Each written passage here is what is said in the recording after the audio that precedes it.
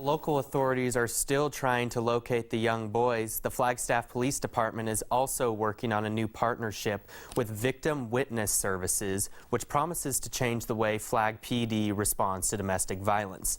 FPD has adopted a lethality tool in the hopes that it will enhance prosecution, save lives, and end the cycle of domestic violence. NAZ Today's Nancy Harrison sat down with the director of Victim Witness Services, Myra Ferill, to find out how these changes will affect domestic violence cases.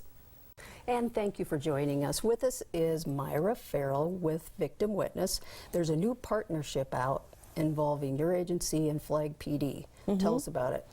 Well, actually, there's several agencies involved. It started out several years ago, Coconino County Fatality Review Board to Domestic Violence.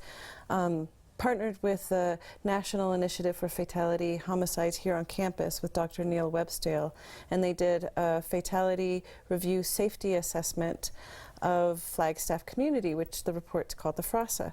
One of the recommendations that came out of the FRASA was a need for law enforcement and first responders to assess risk for domestic violence more efficiently. So through that, 2 different risk assessment tools have been implemented in our community.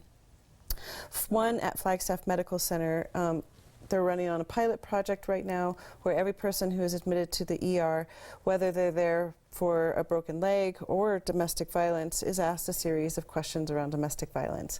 The second tool is with Flagstaff Police Department. Their law enforcement officers respond to a lot of domestic violence. As we know, it's a pretty significant crime in the Flagstaff area. And so law enforcement is now asking a series of questions to domestic violence victims to assess their risk for potential homicide. Some of the questions are, has your partner ever strangled you or choked you or impeded your breath? We know in the domestic violence community that when somebody impedes somebody's breath, it's only a matter of time before that can become really serious.